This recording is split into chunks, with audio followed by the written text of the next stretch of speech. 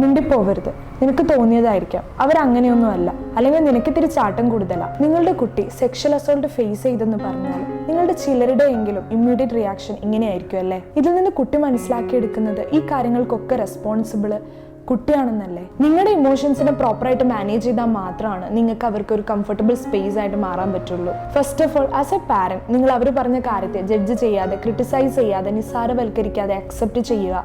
തുറന്ന് സംസാരിക്കാനുള്ള ഒരു സേഫ് സ്പേസ് പ്രൊവൈഡ് ചെയ്യുക. ഒരു സെക്ഷൽ അസോൾട്ട് ഫേസ് ചെയ്യുന്ന കുട്ടി പലവിധ ഇമോഷണൽ ഫ്ലക്ച്വേഷൻസിലൂടെ പോകുന്നുണ്ടാവാം. ദേഷ്യം, നാണക്കേട്, സങ്കടം തുടങ്ങി അവർക്കുണ്ടാവുന്ന എല്ലാ ഇമോഷൻസിനെയും പ്രോപ്പറായിട്ട് അഡ്രസ് ചെയ്യുക. അവർക്ക് ഈ ഇമോഷൻസിനെയും ഫീലിങ്സിനെയും മനസ്സിലാക്കാനും വാലിഡേറ്റ് ചെയ്യാനുള്ള സമയം കൊടുക്കുക. അവർക്ക് കംഫർട്ടബിൾ ആണെന്ന് തോന്നുന്ന കാര്യങ്ങൾ മാത്രം ചോദിച്ചറിയുക. അവർ കംഫർട്ടബിൾ അല്ല എന്ന് തോന്നിയാൽ ഷെയർ ചെയ്യാൻ നിർബന്ധിക്കാതിരിക്കുക. ഇവിടെ നിങ്ങളുടെ റോള് ഒരു ഇൻവെസ്റ്റിഗേറ്റർ എന്ന രീതിയിലേക്ക് മാത്രം ചുരുങ്ങാതെ അവർക്ക് വേണ്ട കംഫർട്ടും സപ്പോർട്ടും കൊടുക്കേണ്ടതുണ്ട്. അതോറിറ്റീസിനോട് റിപ്പോർട്ട് ചെയ്യേണ്ട കേസസ് ആണെങ്കിൽ തീർച്ചയായിട്ടും അവരോട് റിപ്പോർട്ട് ചെയ്യുക.